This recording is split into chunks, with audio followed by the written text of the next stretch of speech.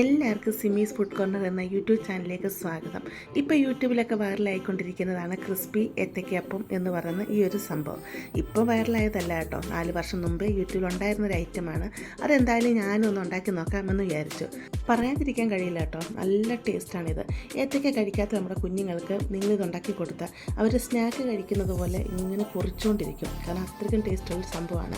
എന്നാൽ ഏത്തയ്ക്കപ്പത്തിൻ്റെ ആ ഒരു ടേസ്റ്റേ അല്ല കേട്ടോ, മൊത്തത്തിൽ വ്യത്യാസമാണ്. കാരണം ഇത് ക്രിസ്പിയാണ്, വേറൊരു ടേസ്റ്റാണ്. നമുക്കിത് എങ്ങനെ ഉണ്ടാക്കുന്നത് നോക്കിയാലോ. ക്രിസ്പി ഏത്തയ്ക്കപ്പം ഉണ്ടാക്കുന്നതിന് വേണ്ടി ഞാനിവിടെ 4 ഏത്തപ്പഴമാണ് എടുത്തിരിക്കുന്നത്. ഒത്തിരി പഴുത്ത് പോയ ഏത്തപ്പഴമല്ല, എന്നാൽ ആവശ്യത്തിന് പഴുത്തിട്ടുള്ള ഏത്തപ്പഴമാണ്. ഇതെങ്ങനെ കട്ട് ചെയ്യുന്നതെന്ന് നോക്കാം. ഈ ഏത്തയ്ക്ക് സെൻട്രലായിട്ട് ഇങ്ങനെ ഒന്ന് കട്ട് ചെയ്ത് കൊടുക്കുക. കട്ട് ചെയ്തെടുക്കുമ്പോൾ 2 പീസല്ലേ, അതിൽ ഒരു പീസ് എടുക്കുക. എന്നിട്ട് അതിനെ നടുക്കൂടെ ഇങ്ങനെ കട്ട് ചെയ്തെടുക്കാം.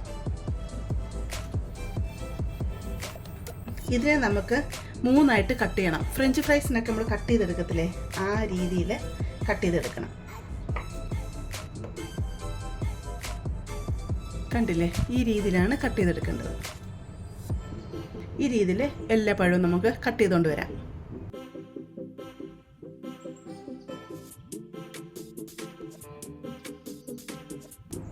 ഈ ഏത്തയ്ക്കയെല്ലാം ഇവിടെ കട്ട് ചെയ്തെടുത്തിട്ടുണ്ട്. ഇത് നമുക്കങ്ങോട്ട് മാറ്റി വെക്കാം. ഇവിടെ ഞാനൊരു ബൗൾ എടുത്തിട്ടുണ്ട്. ഇതിലോട്ട് 1 കപ്പ് മൈദ ഇട്ട് കൊടുക്കാം. 250 ml കപ്പിലാണ് ഞാൻ 1 കപ്പ് മൈദ ഇട്ട് കൊടുക്കുന്നത്. 2.5 ടേബിൾ സ്പൂൺ കോൺഫ്ലോർ ഇട്ട് കൊടുക്കാം. നിങ്ങളുടെ കയ്യിൽ കോൺഫ്ലോർ ഇല്ല എന്നുണ്ടെങ്കിൽ ഇടിയപ്പത്തിനും അപ്പത്തിനൊക്കെ എടുക്കുന്ന അരിപ്പൊടി ഉണ്ടല്ലോ, ആ അരിപ്പൊടി നിങ്ങൾ 2.5 ടേബിൾ സ്പൂൺ ഇട്ട് കൊടുത്താൽ മതിയേ. ഏത്തയ്ക്കപ്പം നല്ല ക്രിസ്പിയായിട്ട് കിട്ടാൻ വേണ്ടിയാണ് നമ്മൾ കോൺഫ്ലോർ ഇട്ട് കൊടുത്തിരിക്കുന്നത്. ഇതിലോട്ട് 2 ടേബിൾ സ്പൂൺ പഞ്ചസാര ഇട്ട് കൊടുക്കാം. ഏത്തയ്ക്കയുടെ മധുരം അനുസരിച്ച് നിങ്ങൾക്ക് പഞ്ചസാരയുടെ അളവ് കൂട്ടുകയോ കുറയ്ക്കുകയോ ചെയ്യാം കേട്ടോ. 1/2 ടീസ്പൂൺ ഏലയ്ക്ക പൊടിച്ചതാണ്, അതോടെ ഇതിലോട്ട് ഇട്ട് കൊടുക്കുകയാണ്.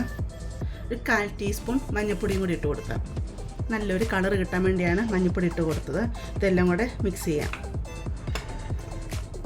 ഏത്തയ്ക്കപ്പത്തിന് എടുക്കുന്ന അതേ കൂട്ട് തന്നെയാണ് നമ്മളിവിടെ എടുത്തിരിക്കുന്നത്.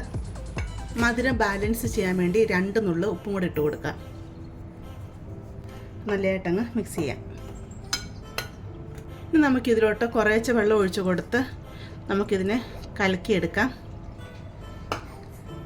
ആദ്യം ഞാൻ 250 ml കപ്പിൽ 1 കപ്പ് വെള്ളം ഒഴിച്ച് കൊടുത്തിട്ടുണ്ട്. നമുക്കിത് മിക്സ് ചെയ്ത് നോക്കാം.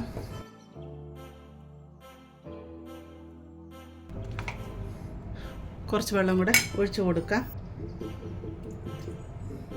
ഇനി വെള്ളം ഒഴിക്കുമ്പോൾ കുറേശ്ശെ ഒഴിച്ച് മിക്സ് ചെയ്യണേ. ഒത്തിരി അങ്ങ് ലൂസായി പോകരുത്. ഒത്തിരി ലൂസായി പോയി കഴിഞ്ഞാൽ ഏത്തയ്ക്കയിൽ മാവ് ഒട്ടിപ്പിടിക്കത്തില്ല, അതങ്ങ് ഒലിച്ചിറങ്ങി അങ്ങ് പോകും. ഏത്തയ്ക്കയിൽ മാവ് കവർ ചെയ്തിരിക്കണം. ഈ ഒരു കട്ടി വേണം മാവിരിക്കാനായിട്ട്, കട്ടകളൊന്നും ഇല്ലാതെ ഇതിന് നമ്മൾ മിക്സ് ചെയ്തെടുക്കണം.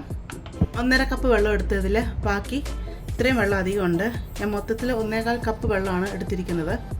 ഒരു ഏത്തയ്ക്ക കഷ്ണം ഇതുപോലെ മാവിലിട്ട് കൊടുത്തിട്ട് നമ്മളിതിങ്ങനെ നോക്കുന്ന ടൈമിൽ ആ ഏത്തയ്ക്ക കഷ്ണത്തിൽ മാവ് നല്ലതായിട്ട് കവർ ചെയ്തിരിക്കണം. അന്നേരമാണ് ഇത് കറക്റ്റ് പരുവം. ഏത്തയ്ക്കയിൽ മാവ് നല്ലതായിട്ട് കവർ ചെയ്തല്ലേ ഇരിക്കുന്നത്, ഇതാണ് കറക്റ്റ് പരുവം. അതല്ലെങ്കിൽ ഏത്തയ്ക്ക ഇങ്ങനെ കാണത്തക്ക രീതിയിലാണെങ്കിൽ അതിലൊട്ടും കോട്ടിങ് ഇല്ലെന്നാണ് എൻ്റെ അർത്ഥം. ഇവിടെ ഞാൻ ബ്രെഡ് ക്രംസ് എടുത്തിട്ടുണ്ട്. ബ്രെഡ് ജസ്റ്റ് ഒന്ന് മിക്സിയിൽ പൊടിച്ചെടുത്തേക്കുന്നു, അത്ര മാത്രമേ ഉള്ളൂ. മാവി മുക്കി എടുത്തിരിക്കുന്ന ഏത്തയ്ക്ക ഉണ്ടല്ലോ, അത് ഈ ബ്രെഡ് ക്രംസിലോട്ട് വെച്ച് കൊടുക്കാം. ഇത് നന്നായിട്ട് ബ്രെഡ് ക്രംസിൽ ഇതൊന്ന് കവർ ചെയ്തെടുക്കാം.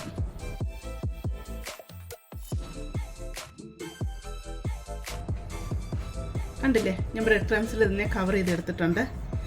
നമുക്ക് എല്ലാ ഏത്തയ്ക്കയും ഈ രീതിയിൽ ബ്രെഡ് ക്രംസിൽ കവർ ചെയ്തെടുത്തുകൊണ്ട് വരാം. ഏത്തയ്ക്ക ഇങ്ങനെ ബ്രെഡ് ക്രംസിൽ ഇട്ട് കൊടുത്തു കഴിഞ്ഞാൽ ഇതിൻ്റെ മുകളിലോട്ട് ബ്രെഡ് ഇങ്ങനെ ഇട്ട് കൊടുക്കുക. എന്നിട്ട് ബ്രെഡ് ക്രംസ് ഏത്തയ്ക്കോടെ ചേർത്ത് നല്ലതായിട്ടൊന്ന് പ്രസ് ചെയ്തിങ്ങനെ കൊടുക്കണം കേട്ടോ. ഇങ്ങനെ പ്രസ് ചെയ്ത് കൊടുക്കുമ്പോഴത്തേക്ക് ഇതിലോട്ട് അന്നേരത്തേക്ക് ബ്രെഡ് ക്രംസ് ഒക്കെ നല്ലതായിട്ടങ്ങ് പിടിക്കും. കണ്ടില്ലേ, ഈ രീതിയിൽ. ഞാനൊരു പാത്രം അടുപ്പത്ത് വെച്ച് കൊടുത്തിട്ടുണ്ട്. ഇതിലോട്ട് എണ്ണ ഒഴിച്ച് കൊടുക്കാം. വെളിച്ചെണ്ണ വേണേലും ഫ്രൈ ചെയ്തെടുക്കാമേ. എണ്ണ നല്ലതായിട്ട് ചൂടായി വരണം. ഏത്തയ്ക്ക ബ്രെഡ് ക്രംസിലൊക്കെ കോട്ട് ചെയ്ത് റെഡിയാക്കി വെച്ചിട്ടുണ്ട്. എണ്ണ ഇവിടെ ചൂടായി വന്നിട്ടുണ്ട്. ഏത്തയ്ക്ക ഇതിലോട്ട് ഇട്ട് കൊടുക്കാം.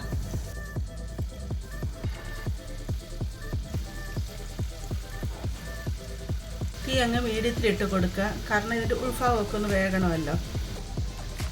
നമുക്കിതിനെ തിരിച്ച് മറിച്ചൊക്കെ ഇട്ട് നല്ലതായിട്ട് ഇതിനെ ഫ്രൈ ചെയ്തെടുക്കാം.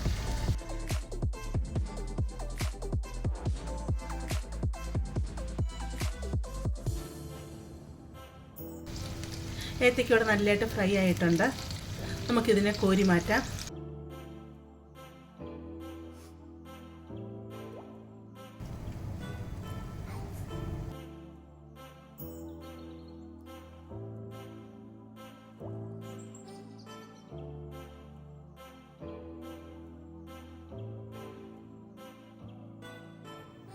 ഏത്തക്കയും കൊണ്ടുള്ള സ്നാക്ക് ഇവിടെ റെഡി ആയിട്ടുണ്ട്.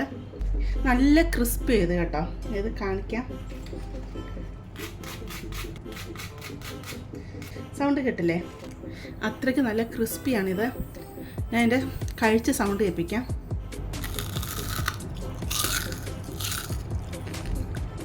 കണ്ടില്ല, നല്ല ക്രിസ്പിയാണ്. സോറി കേട്ടോ, സൗണ്ട് കേൾപ്പിക്കാൻ വേണ്ടിയാണ് ഞാൻ കഴിച്ച് കാണിച്ചത്. ശരിക്കും ഇതിൻ്റെ ടേസ്റ്റ് എന്ന് പറഞ്ഞാൽ കുഞ്ഞുങ്ങൾക്ക് ഒരുപാട് ഇഷ്ടപ്പെടും. ഇതിൻ്റെ ടേസ്റ്റ് എന്ന് പറഞ്ഞാൽ ഏത്തയ്ക്ക ഉപ്പേരി, നമുക്ക് പഴുത്തിട്ടുള്ള ഏത്തയ്ക്ക ഉപ്പേരി ഉണ്ടാക്കത്തില്ലേ, അപ്പോൾ അതിൻ്റെയൊക്കെ ഒരു ടേസ്റ്റാണ് ഇതിൻ്റെ അകഭാഗം ഏത്തയ്ക്കയ്ക്ക് വരുന്നത്.